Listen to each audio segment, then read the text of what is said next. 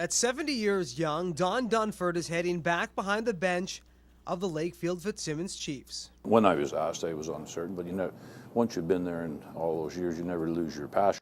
Dunford, who's also known as Duke to many in the Lakefield hockey community, also holds the title as team president. Of all the coaching applications the team received, the Chiefs board felt that Dunford, who was the team's coach just 4 years ago, would be the best fit. Once we got together and looked at all the credentials and his history with the Chiefs and Fleming College, and his presence and his demeanor with people, we thought he'd be our best choice for this season. There's a couple of big factors there that I'd have to consider, and that was if I got two good assistants, maybe a third, and if my wife would approve, which could be the biggest stumbling block.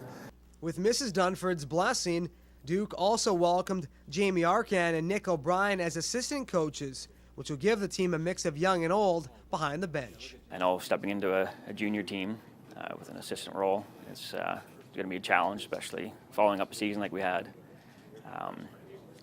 But I know got a quality head coach in Don Dunford, and some quality kids returning, so should be a good season. Obviously, there's going to be some of the old with the new. You're more maybe geared to the old style. You know, you look at a guy like Brian Kilray and Bert O'Brien. Look, they're in their mid-70s, still coaching the 67s, right? So, what does it really mean? Dunford says age is not a factor, and that he plans on being an effective coach with the hope that the team can be just as successful as last year. I would say that with the guys that are eligible to come back and with the holes we'll fill, we're certainly going to be, I think, a pretty respectable hockey team.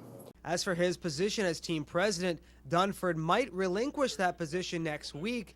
That is still yet to be decided.